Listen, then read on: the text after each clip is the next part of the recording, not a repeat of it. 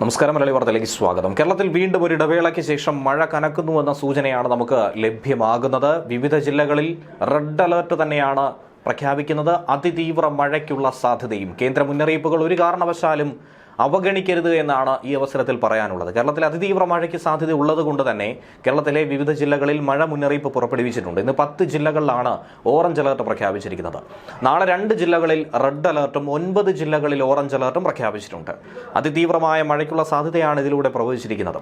24 മണിക്കൂറിൽ 204.4 മില്ലിമീറ്ററിൽ കൂടുതൽ മഴ ലഭിക്കുമെന്നാണ് അതിതീവ്രമായ മഴ എന്നതുകൊണ്ട് കാലാവസ്ഥാ വകുപ്പ് അർത്ഥമാക്കുന്നത്.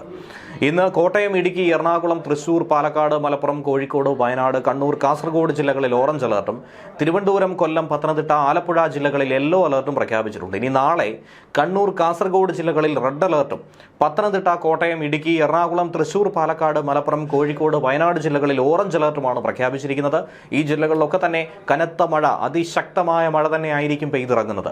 ഞായറാഴ്ച മലപ്പുറം, കോഴിക്കോട്, വയനാട്, കണ്ണൂർ, കാസർഗോഡ് ജില്ലകളിലും തിങ്കളാഴ്ച മലപ്പുറം, കോഴിക്കോട്, വയനാട് ജില്ലകളിലും ചൊവ്വാഴ്ച മലപ്പുറം, കോഴിക്കോട് ജില്ലകളിലും റെഡ് അലർട്ട് സമാനമായി തന്നെ പ്രഖ്യാപിച്ചിട്ടുണ്ട്. ഇനിയുള്ള 4 ദിവസം മഴ തന്നെ ആയിരിക്കുമെന്ന കാര്യത്തിൽ സംശയമില്ല. അതും അതിതീവ്രമായ മഴ. അതിതീവ്രമായ മഴ പെയ്തിറങ്ങുമ്പോൾ വളരെ ഗുരുതരമായ അപകടങ്ങൾ സൃഷ്ടിക്കുമെന്നാണ് കേന്ദ്ര കാലാവസ്ഥാ വകുപ്പിന്റെ മുന്നറിയിപ്പിൽ പറയുന്നത്. വളരെ കുറഞ്ഞ സമയം കൊണ്ട് ഏറ്റവും അധികം മഴ പെയ്തിറങ്ങുന്ന ഒരു സാഹചര്യമാണ് പ്രതീക്ഷിക്കുന്നത്. അതുകൊണ്ട് തന്നെ മിന്നൽ പ്രളയങ്ങളും മലവെള്ളപ്പാച്ചിലും ഒക്കെ തന്നെ സൃഷ്ടിച്ചേക്കാം. നഗരപ്രദേശങ്ങളിലും പൊതുവെ താഴ്ന്ന മേഖലയിലും ഒക്കെ തന്നെ വെള്ളക്കെട്ട് രൂപപ്പെടാനുള്ള സാധ്യതയുണ്ട്. മഴ തുടരുന്ന ഘട്ടത്തിൽ മണ്ണിടിച്ചിലും ഉരുൾപൊട്ടലും ഒക്കെ തന്നെ ഉണ്ടായേക്കാം. പൊതുജനങ്ങളും സർക്കാർ സംവിധാനങ്ങളും അതുകൊണ്ട് തന്നെ അതീവ ജാഗ്രത പാലിച്ച് മുന്നോട്ട് പോകണമെന്നാണ് പറഞ്ഞിരിക്കുന്നത്. ഇതുകൂടാതെ പൊതുജനങ്ങൾക്കുള്ള പ്രത്യേക ജാഗ്രതാ നിർദ്ദേശങ്ങളും നൽകിയിട്ടുണ്ട്. ശക്തമായ മഴ കിട്ടിക്കൊണ്ടിരിക്കുന്ന സാഹചര്യത്തിൽ മലയോര മേഖലയിൽ മണ്ണിടിച്ചിൽ, ഉരുൾപൊട്ടൽ, മലവെള്ളപ്പാച്ചിൽ സാധ്യതയുള്ള മേഖലയിലുള്ളവർ സുരക്ഷിതമായ സ്ഥലത്തേക്ക് മാറി താമസിക്കണം. പകൽ സമയത്ത് തന്നെ മാറി താമസിക്കാൻ ആളുകൾ തയ്യാറാകണം. സ്ഥിരമായി വെള്ളക്കെട്ട് രൂപപ്പെടാറുള്ള താഴ്ന്ന പ്രദേശങ്ങളിൽ താമസിക്കുന്നവർ ആ സാഹചര്യം വിലയിരുത്തി തയ്യാറാക്കുന്ന ക്യാമ്പുകളിലേക്ക് മാറണം.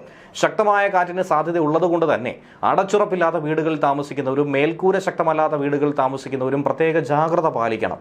അപകടാവസ്ഥ മുന്നിൽ കണ്ട് അധികൃതരുമായി ബന്ധപ്പെട്ട് സുരക്ഷിതമായ ഇടങ്ങളിലേക്ക് സുരക്ഷാ മുൻകരുതലിന്റെ ഭാഗമായി തന്നെ മാറി താമസിക്കണം. സ്വകാര്യ പൊതു ഇടങ്ങളിൽ അപകടാവസ്ഥയിൽ നിൽക്കുന്ന മരങ്ങൾ, പോസ്റ്റുകൾ, ബോർഡുകൾ, മതിലുകൾ തുടങ്ങിയവ സുരക്ഷിതമാക്കേണ്ടതും മരങ്ങൾ കോതി ഒതുക്കുകയും ചെയ്യണം. അപകടാവസ്ഥകൾ അധികൃതരുടെ ശ്രദ്ധയിൽപ്പെടുത്താനും ശ്രദ്ധിക്കണം.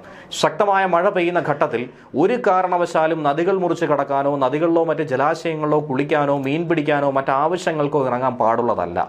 മഴ ശക്തമാകുന്ന ഘട്ടത്തിൽ അത്യാവശ്യമല്ലാത്ത എല്ലാ യാത്രകളും പരമാവധി ഒഴിവാക്കണം.